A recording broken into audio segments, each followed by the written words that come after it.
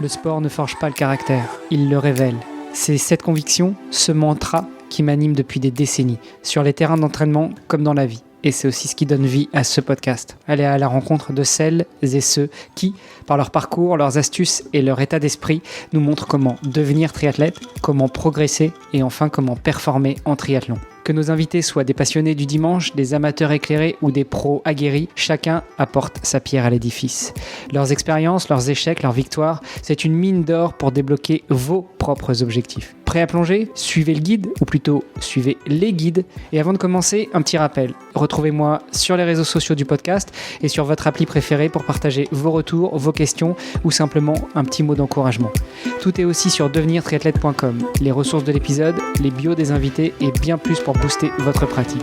Bonne écoute et surtout, bon entraînement. Salut les sportifs, c'est Armano et je suis très heureux de vous recevoir pour un nouvel épisode du podcast Devenir triathlète. Pour celles et ceux qui regardent la vidéo, vous avez peut-être remarqué que j'ai à peu près le même intérieur et à peu près le même t-shirt que un autre épisode que j'ai publié il y a peu de temps. C'est normal, je fais plusieurs enregistrements dans la même journée et j'ai pas pensé à me changer entre temps. En revanche, je n'ai pas le même invité. Ce matin, c'était avec Laura Gauthier et aujourd'hui, c'est avec Manon Laporte. Salut Manon. Salut. Comment vas-tu ? Bah ça va très bien, et toi ?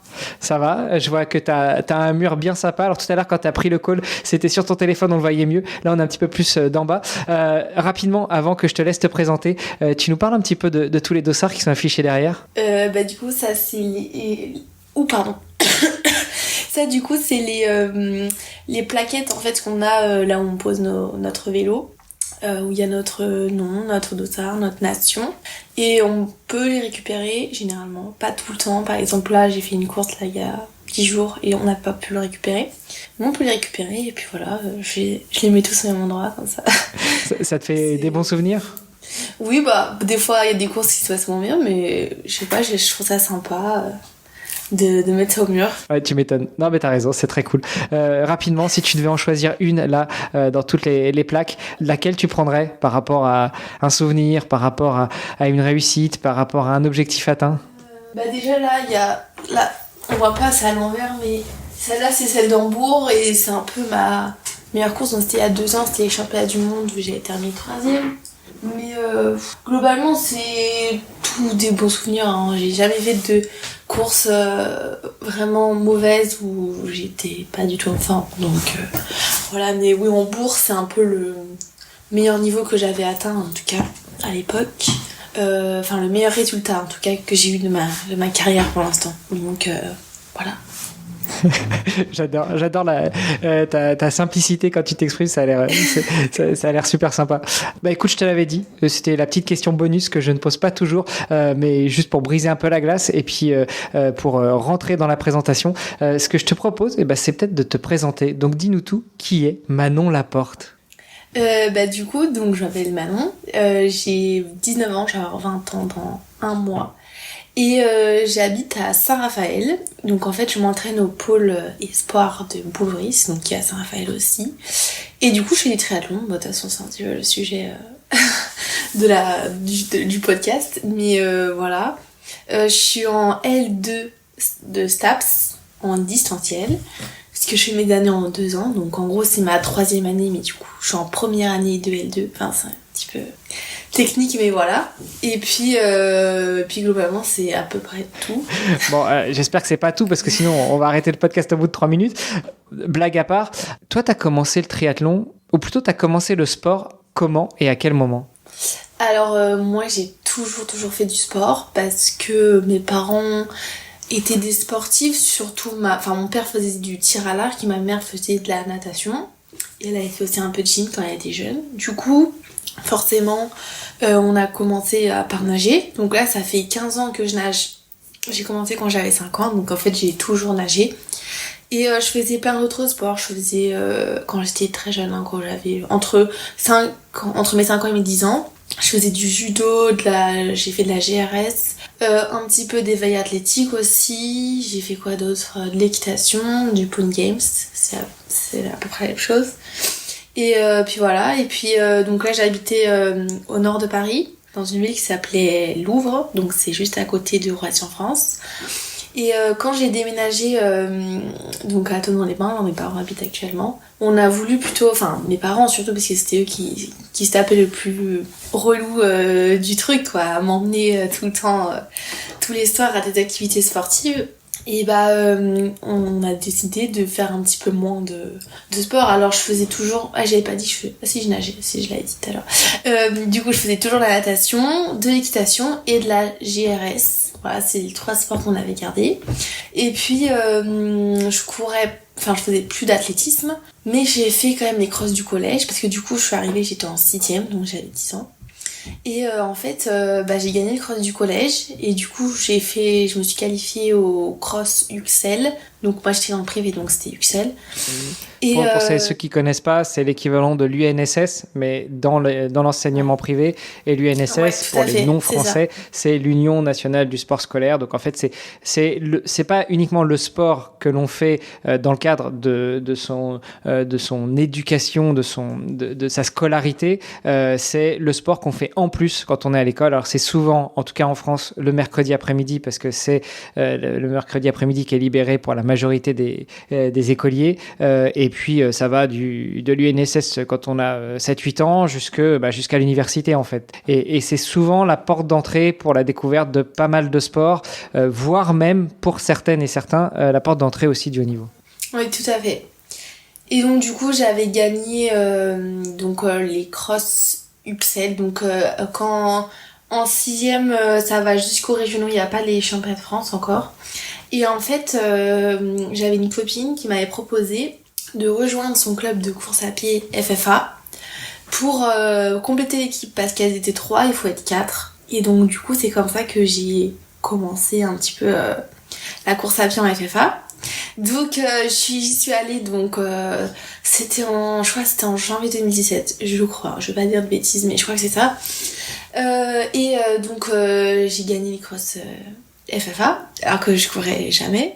Et donc là aussi ça s'arrêtait aux régionaux quand on est... donc là j'étais Benjamin.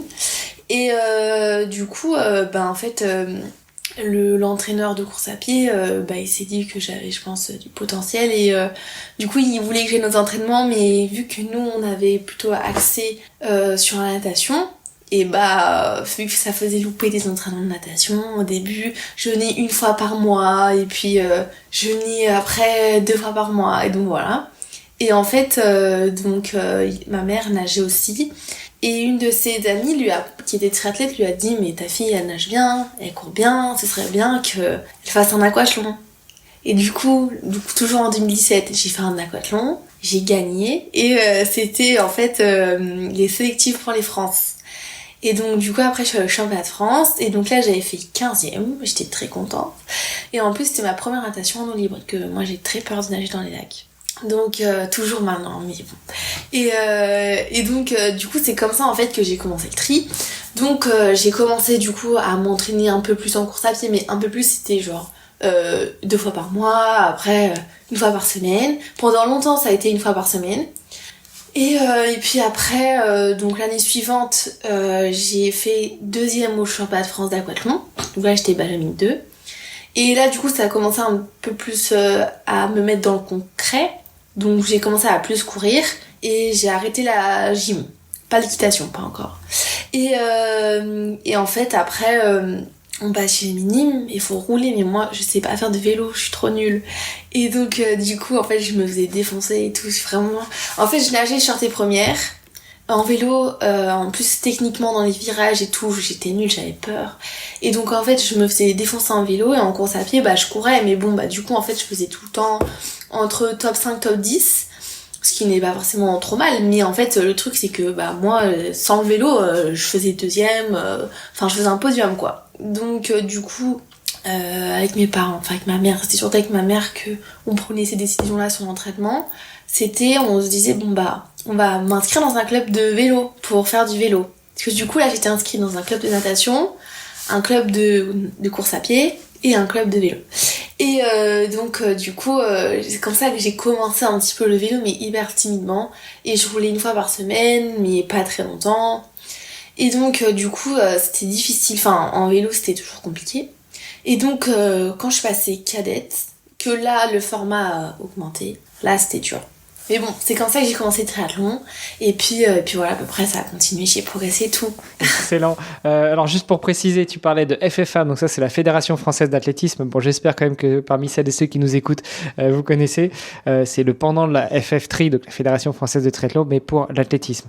L'athlétisme qui regroupe tous les sports de course à pied et est lié à l'athlétisme. Donc, ça va de la course sur piste, enfin, du 100 mètres sur piste jusque le saut à la perche ou le marathon, voilà, du plus ou moins long sur piste et du plus ou moins long en indoor et du plus ou moins long en extérieur sur route.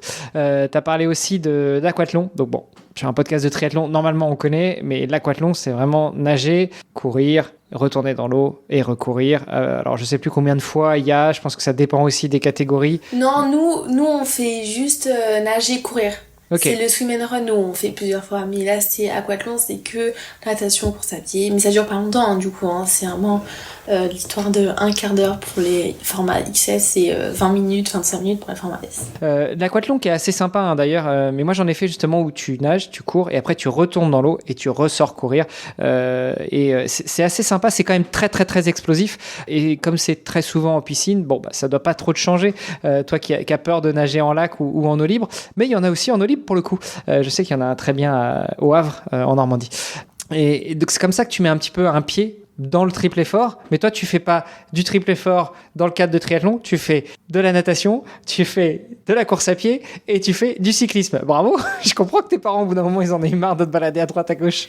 Ouais bah c'est sûr, c'est une des motivations qui a fait qu'après j'ai changé de cadre d'entraînement, mais surtout en plus en fait là où j'habitais avec mes parents, c'est assez enclavé en fait.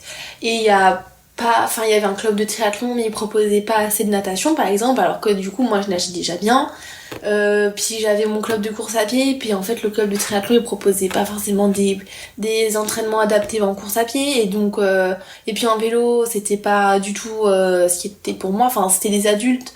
En fait vu que c'était un club beaucoup axé sur les adultes, pour moi c'était pour entre guillemets la performance, parce que j'étais jeune donc j'étais pas du tout dans un projet de performance, mais pour avoir pour essayer de performer un petit peu à mon échelle et à mon âge, bah c'était pas du tout adapté, donc c'est pour ça que j'étais dans trois clubs différents. Mais du coup oui c'est sûr, pour faire du triathlon où c'est un sport enchaîné et tout, bah c'était pas très propice quoi. C'est marrant parce que tu dis t'étais jeune, toi tu parles de 2017, et pour toi c'est très très loin, pour moi 2017 c'était hier. Bon bref, papy s'arrête là. Tu dis que justement tu t'inscrivais pas encore dans un schéma de recherche de la performance. À quel moment ça commence ça ? À quel moment tu fais tes premiers triathlons et tu te dis ouais, ça serait peut-être mieux si j'étais, alors à défaut d'être dans un club qui fait les trois, au moins un endroit où les trois entraîneurs se parlent pour optimiser la performance. Alors je pense que j'ai jamais eu de réelle prise de conscience, en tout cas de moi-même. C'était surtout je pense mes parents, parce que j'étais encore jeune, j'avais quoi, je pense 12-13 ans quand j'ai commencé à un petit peu performer, et du coup c'était surtout mes parents qui s'en rendaient compte, parce que moi je me rendais pas compte, j'avais gagné tous les crosses que j'avais fait, donc en fait pour moi il y avait rien qu'à changer, même si pour moi la course du coin c'était pareil que en fait les France de tri, je me rendais pas compte, donc du coup c'est avec le Covid où j'ai pas pu bien m'entraîner, je dis on parce que c'était avec mes parents, on s'est rendu compte que c'était compliqué de s'entraîner un petit peu isolément comme ça et sans réelle programmation. Donc justement après ça ma maman m'a proposé de postuler au pôle espoir de Montpellier par contre, et j'étais d'accord avec ça, et c'est à partir de ce moment là que donc c'était en 2022 je dirais, je sais plus trop, par là 2021-2022, que c'est à partir de ce moment là que j'ai commencé à prendre conscience que j'avais un niveau pas normal, du coup j'avais un bon niveau, et que fallait commencer à s'entraîner dans le spécifique du triathlon. Parce que moi avant je détestais qu'on me disait que j'étais triathlète, vraiment je détestais ça. J'étais une nageuse, une coureuse, pas une cycliste parce que j'étais trop nulle, mais j'étais pas triathlète parce que pour moi être triathlète c'était un mauvais nageur, enfin j'avais pas du tout la vision que j'ai actuellement, mais donc ouais, j'ai détesté qu'on me dise que j'étais triathlète, et donc c'est pour ça qu'au début j'hésitais vraiment à du coup m'investir 100% en triathlon, mais finalement j'ai sauté le pas et tant mieux.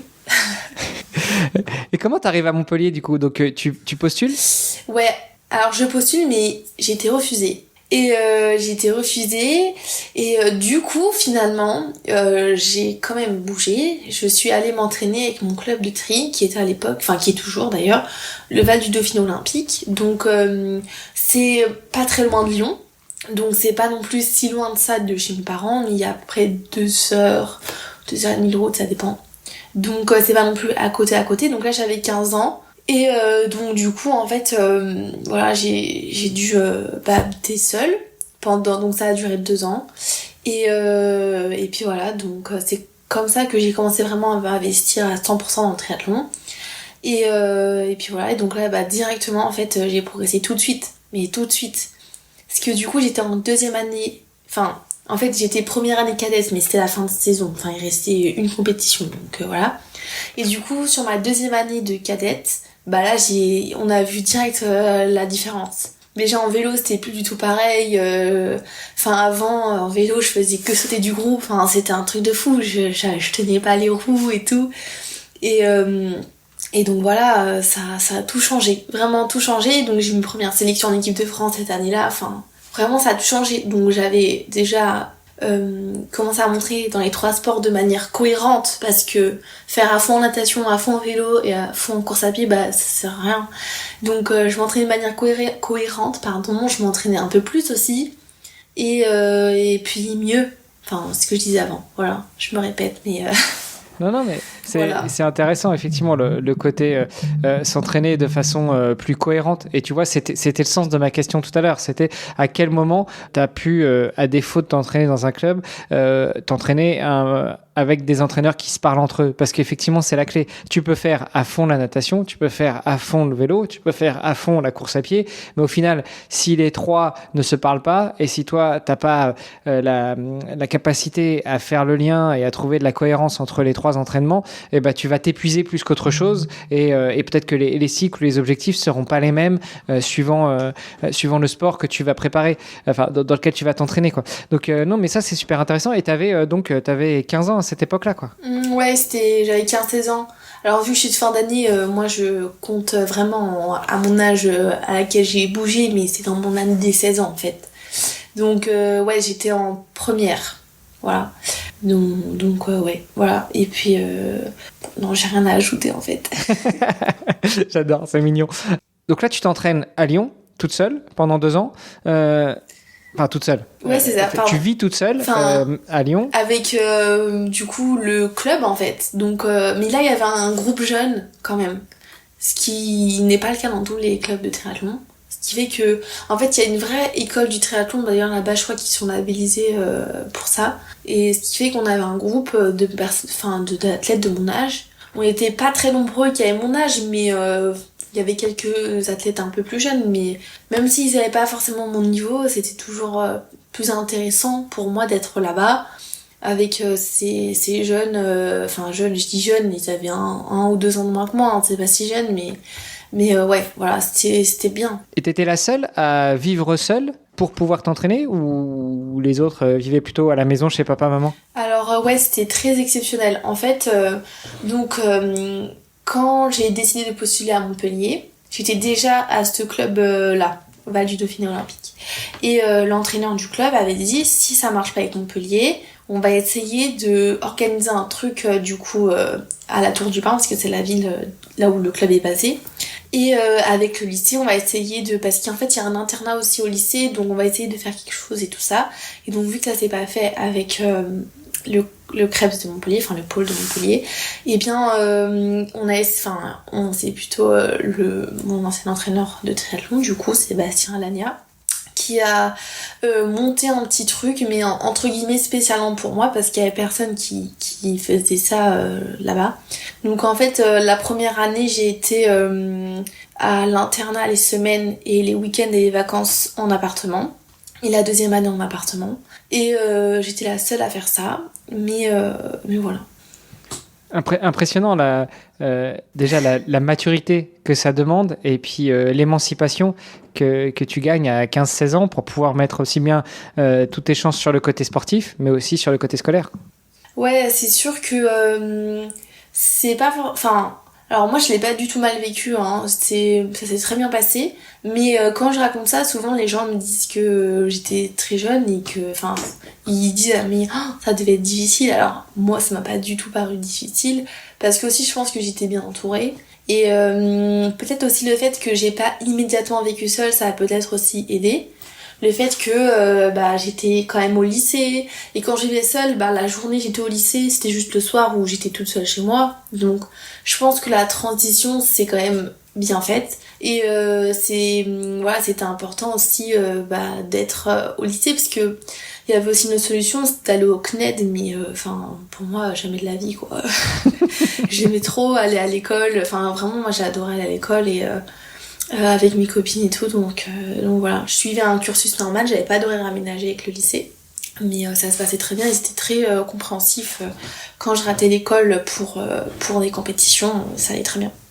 Et donc le CNED c'était pas pour toi et maintenant tu fais ta licence en distanciel. Ok, c'est logique. Ouais, après là maintenant j'ai acquis beaucoup plus de maturité sur ce plan-là. Parce que c'est pas facile d'être soi-même son professeur, entre guillemets, parce que y a pas... au lycée, quand t'as 16 ans, je pense, apprendre de soi-même tout seul les cours, c'est très compliqué. Là, maintenant, j'ai 19-20 ans, ça va très bien. En plus, vu que je fais mes années en 2 ans, ça va, c'est pas non plus trop compliqué. Mais peut-être faire toute une année scolaire normale... avec les entraînements en 1 an, c'est peut-être un peu compliqué aussi. Donc là, tu nous as dit première année, tu progresses tout de suite, surtout en vélo. Qu'est-ce qui se passe après ? Parce que là, tu nous dis que tu fais 2 ans près de Lyon, mais après ? Alors du coup, j'ai passé mes 2 années là-bas. Et en fait, quand j'ai passé mon bac, fallait faire des études sup. Et fallait aussi que j'augmente mon volume horaire. Parce que j'étais à max 15 heures là par semaine. Mais en fait, il y a des athlètes qui courent avec moi sur le plan international qui s'entraînent 30 heures déjà. Et moi, je suis à 15 heures. Donc, il fallait que j'augmente le volume horaire aussi. Et aussi, ça se passait pas forcément très bien dans le groupe. Donc, du coup, tout ça a fait que j'ai voulu rejoindre du coup le pôle espoir de Boulouris cette fois. J'ai changé de structure.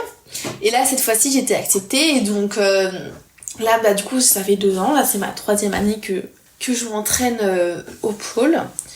Et donc là, j'ai pu augmenter du coup mon volume horaire et continuer à progresser tranquillement. Et du coup, aussi pouvoir faire mes études en STAPS parce que c'est forcément avec un pôle. Il faut forcément être au CREPS en fait pour pouvoir bénéficier de cette formation. Et comment ça se fait, maintenant un peu avec le recul, que tu aies été refusé à Montpellier et après tu aies été accepté à Boulouris ? Alors, il y a eu quelques années qui sont passées entre-temps, c'était pas forcément le même niveau scolaire non plus, ni même la même maturité, mais est-ce que tu sais ce qui a pêché pour toi à Montpellier et qui au contraire l'a fait pour Boulouris ?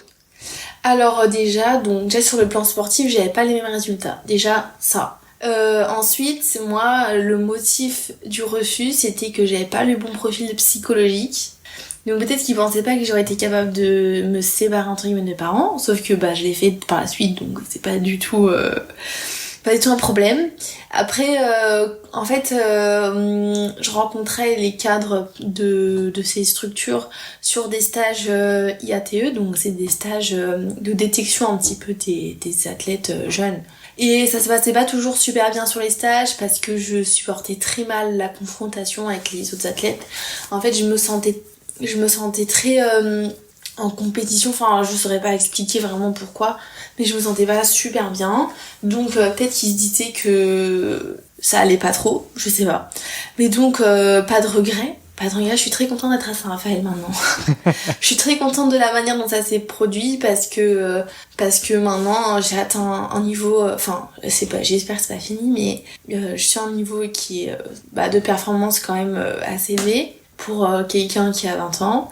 Et mon parcours a fait que j'ai progressé de manière linéaire, ce qui est quand même bien parce que parfois on peut atteindre un niveau très élevé jeune et ne plus trop progresser, et ça c'est pas facile non plus à accepter, donc je suis quand même contente de la manière dont mon parcours s'est fait.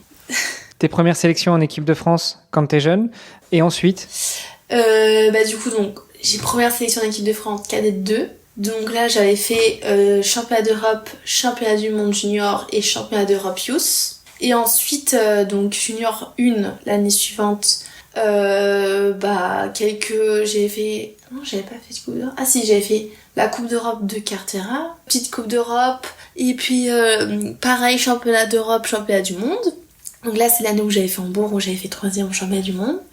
Et ensuite, l'année suivante, donc junior 2, là, pareil, petite Coupe d'Europe en début d'année, championnat d'Europe où je termine du coup 2e en individuel et première par équipe. Et après, championnat du monde, mais là j'étais malade, donc j'ai pas pris le départ.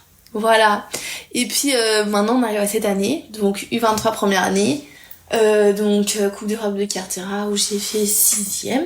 C'était mon premier triathlon M aussi, voilà. Donc un CD courte distance. Et ensuite, du coup, je me suis cassé le bras à la mi-saison. Donc en juin, vendredi 13 juin. C'était pas un jour super. Et 2 jours avant une course, la chance. en plus. Un jour avant la course, le soir, avant la course. Et du coup, je me suis pété le bras, mais ça allait, c'était une belle fracture, entre guillemets, donc ça s'est vite résolu, quoi, on va dire. Et puis, du coup, j'ai pu recourir en septembre. Et donc, j'ai fait des petits grands prix. Et là, la Coupe du Monde de Rome, là, il y a quelques jours, j'ai terminé 6e aussi. Donc, 6e, non, pas du tout. 12e, pardon. 12e, ce qui est très bien parce qu'il y avait un bon niveau, un très bon niveau sur la course. Et puis là, il me reste une course, la Coupe d'Europe d'Alanya. Voilà, et ce sera ma dernière course. Donc j'aurais pas fait beaucoup de courses cette année, et du coup, j'aurais pas été sélectionnée non plus au championnat d'Europe, championnat du monde, parce que j'avais pas fait les critères, hein, donc sur le papier, c'est comme ça. Et bon, je me suis cassé le bras, donc ça m'a empêché de faire quelques courses aussi pour essayer d'atteindre ces critères, on va dire. Mais bon, c'est pas grave. Je suis encore jeune, l'année prochaine, ça va le faire. Ouais, t'es encore jeune. Puis dans le triathlon, ce qui est bien, c'est qu'une fois que tu commences à avoir beaucoup de maturité, pour ne pas dire de cumuler les années, tu peux passer sur des triathlons beaucoup plus longs qui requièrent beaucoup plus de maturité, beaucoup plus de stratégie. Donc ta carrière n'est pas finie. Après, moi, les triathlons longue distance, ça m'intéresse pas du tout. Tout de suite, ça t'intéresse pas du tout. Tout de suite. Non, tout le monde dit ça, mais franchement, ça m'intéresse pas du tout. Je trouve ça trop long. En fait, le fait qu'il n'y ait pas de drafting, déjà, ça me déprime. Je me dis, mais 30 km en vélo, ça va être ennuyeux. Après, peut-être qu'un jour, j'essaierai, ça me plaira, mais franchement, ça m'attire pas du tout pour l'instant. Franchement, pas du tout. Le type d'effort, j'aime bien, moi, quand c'est punchy, quand c'est intensif. Mais bon, après, je sais pas, peut-être que je vais changer d'avis, mais... On en reparlera dans une quinzaine ou une vingtaine d'années, quand justement tu regarderas les petits jeunes très punchy et que tu n'arriveras plus non pas à suivre, mais à récupérer. Comment est-ce que tu t'entraînes aujourd'hui ? Quelle est ta routine d'entraînement, ou quels sont tes slots d'entraînement ? Combien de temps ça représente dans la semaine ? Combien de sessions d'entraînement ? Si tu peux en parler, raconte-nous tout. Alors, moi déjà, il n'y a pas de semaine vraiment type, on va dire, entre guillemets. Donc déjà, en volume horaire, en semaine normale, entre guillemets normale, c'est 25 heures. Après, en stage, on augmente Forcément. À 30 heures. Et puis, par exemple, là, semaine de course, en fait, on fait un peu rien, quoi. Donc, je saurais pas dire combien de volume horaire, mais 20 heures, c'est pas beaucoup, quoi. Donc, ça dépend vraiment, ça varie très souvent. Mais on tourne globalement autour de 25 heures. Et donc, déjà, tous les matins, donc du lundi au vendredi, entraînement de natte à 7 heures. Et le samedi, à 8 heures. Voilà, déjà ça. C'est grasse mat le samedi. Ouais, vraiment, c'est grasse matinée le samedi. Donc voilà, déjà ça. Après, alors, avec l'habitude, franchement, moi j'adore nager à 7h. Mais c'est une question d'habitude. Il faut vraiment s'habituer. Il faut se coucher plus tôt. Donc moi je me couche à 21h30. Et donc voilà, faut se coucher plus tôt. Mais franchement, sinon c'est trop bien. Ça fait des longues journées, c'est très agréable. Pour travailler, justement, pour moi, c'est très bien. Ensuite, Donc tu nages 6 fois par semaine, tous les jours du lundi au samedi. tout à fait, c'est ça. Ça dépend, en fait ça change un peu la durée d'entraînement, mais le max c'est 1h30, donc l'hiver en gros on nage tout le temps 1h30, on fait 5 km, 5 km 5, ça dépend.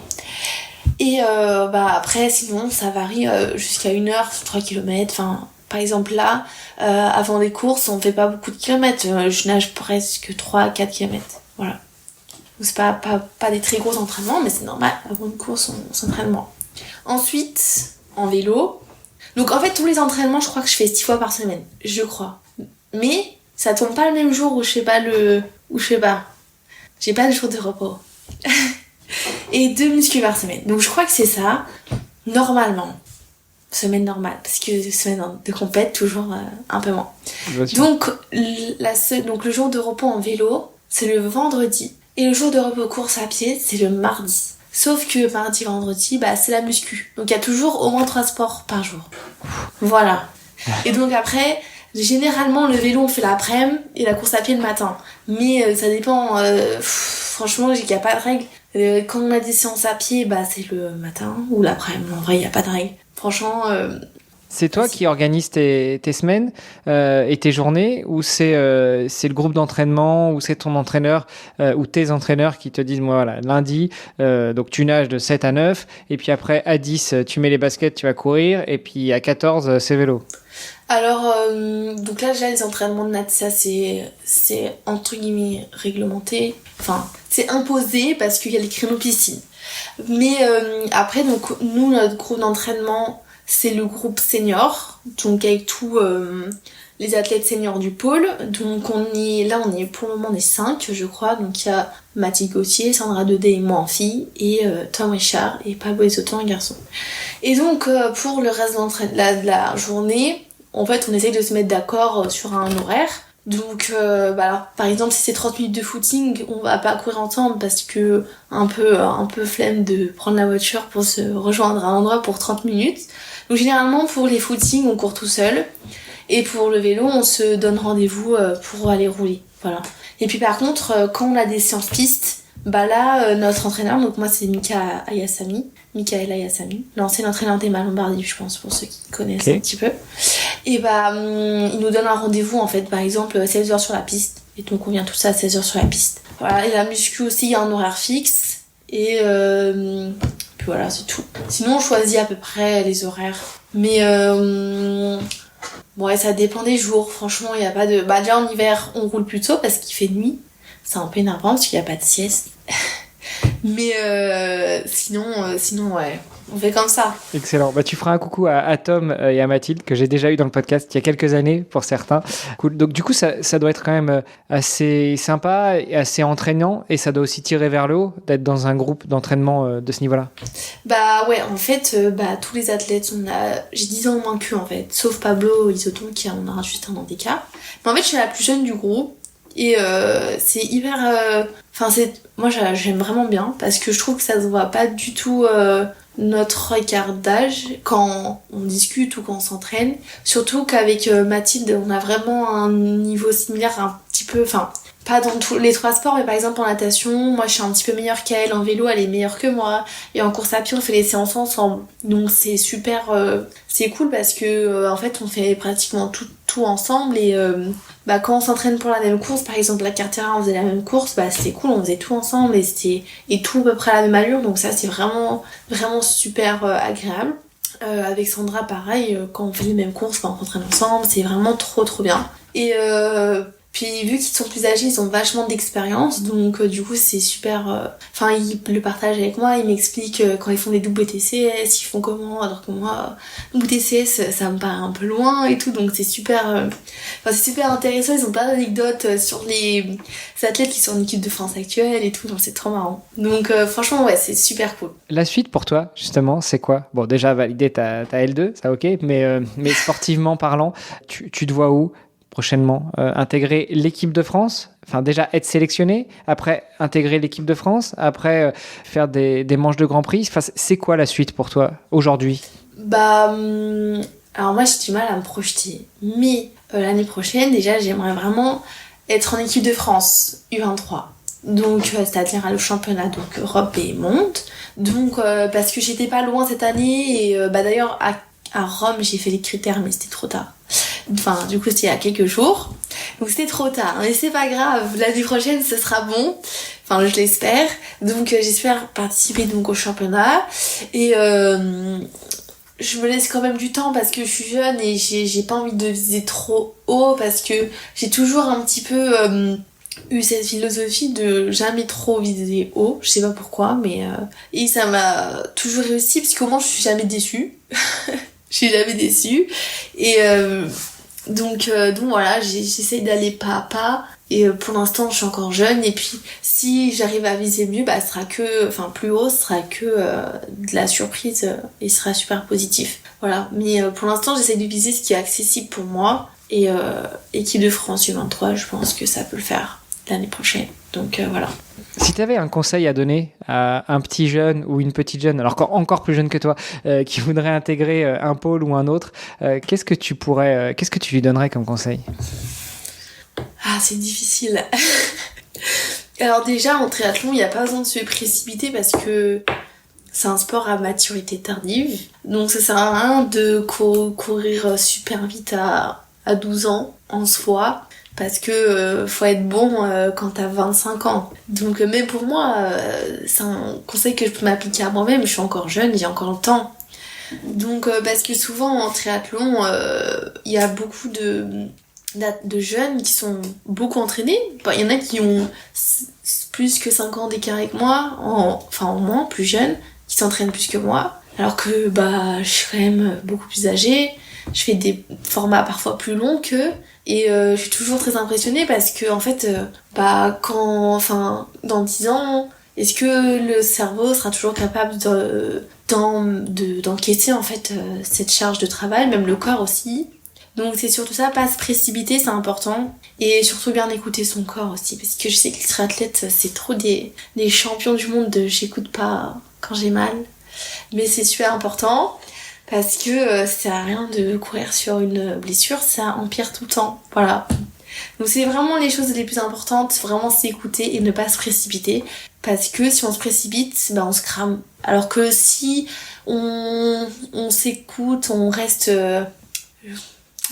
mesuré dans les entraînements, pas trop ambition entre guillemets, je parle en quantité de volume horaire. Ça peut que être bénéfique pour la suite. Bon, et puis après, tu as des contre-exemples. Hein. Tu prends un Sam Laidlow qui, à 22 ans, gagne ses premiers Ironman. Mais bon, lui... Non, mais c'est sûr. Et Manon Bardi aussi, qui est très forte et qui est depuis très jeune. Mais c'est pas la norme, on est bien d'accord. Déjà que vous êtes hors norme, et il y en a qui sont encore plus hors norme. Je suis d'accord avec toi. Écoute, je te remercie pour tout ça, pour tous ces échanges. Est-ce que on a tout passé en revue ou est-ce qu'il y avait des sujets que tu voulais aborder en particulier ? Il n'y a rien qui me vient là. Après, je sais pas si tu as d'autres questions, je peux répondre. Hein. Alors moi j'en ai une et te sens pas obligé de répondre si ça te dérange. Mais ce matin quand j'ai interviewé Laura Gauthier, on a parlé du sujet du sport plutôt appliqué aux femmes et en particulier la gestion du cycle menstruel chez les femmes, enfin l'impact du cycle menstruel pour les femmes et le fait que il faut pas hésiter quand on est une femme à en parler avec son ou ses entraîneurs parce que ça peut avoir un impact déjà dans la préparation, ensuite sur les compétitions et puis au-delà de ça, tout ce qui découle de la réussite ou de l'échec sur une préparation, une compétition. Toi, comment est-ce que tu gères ça, même si tu es encore jeune, mais aujourd'hui, est-ce que tu en parles à tes entraîneurs? Est-ce que tu partages ton état du moment, que ce soit ton état de fatigue, ton état émotionnel, éventuellement l'arrivée ou la fin d'un cycle? Comment est-ce que tu abordes ce sujet-là? Alors déjà, moi donc je prends la pilule, donc ce qui fait que j'ai un cycle déjà régulier et régulé, mais naturellement, j'avais un cycle de 21 jours, donc ce qui faisait des cycles très courts, j'avais très souvent mes règles. et j'avais mes règles pendant une semaine. Donc ce qui faisait que vraiment j'étais tout le temps en carence en fer, enfin c'était vraiment compliqué entre guillemets. Alors après, moi j'ai de la chance, j'ai pas très mal au ventre, donc déjà ça c'est positif pendant mes règles. Et ensuite je suis plus forte quand j'ai mes règles. Donc ça c'est, on va dire que j'ai un peu gagné le jackpot sur ça. Mais alors il y a beaucoup de femmes qui sont plus fortes pendant leurs règles, parce qu'il y a il y a quelques études qui sont faites dessus, pas beaucoup malheureusement, mais voilà. Et par contre moi j'ai un problème, mais personne sait ce que j'ai, parce que je suis pas trop prise au sérieux, mais j'ai des douleurs en bas du ventre, de temps en temps, pas du tout de manière régulière, mais qui me font que je ne peux plus marcher et je peux pas m'entraîner. Donc des fois je loupe des entraînements, des matinées, parce que ça me paralyse. Et en fait les spécialistes que je suis allée voir, personne ne me prend au sérieux, parce que vu que ce n'est pas pendant mes règles, ça décoche un petit peu tous les critères entre guillemets de l'endométriose. Donc c'est pas l'endométriose, donc c'est quoi? C'est rien. Par exemple, moi on m'avait dit que c'était dû à ma pilule, mais pas du tout, parce que je l'avais déjà avant ma pilule. Donc enfin bref, du coup il y a un peu quand même un manque de prise au sérieux de ça. Je pense que ça concerne beaucoup de femmes, mais donc c'est sûr que moi j'ai de la chance au niveau des cycles menstruels, mais quelquefois, tous les mois, je peux plus marcher, je peux plus m'entraîner. Donc alors ça dure pas forcément très longtemps, mais c'est des crises qui font vraiment très très mal, et c'est pas toujours facile du coup, mais bon, je me plains pas, j'ai pas de l'endométriose donc ça va. Mais bon. Mais j'ai des copines qui ont ce genre de maladie, et pour s'entraîner c'est très compliqué, c'est pas toujours facile, puis ça met du temps à être diagnostiqué aussi, parce que y a des médecins qui prennent pas au sérieux, parce que avoir mal pendant ses règles c'est normal.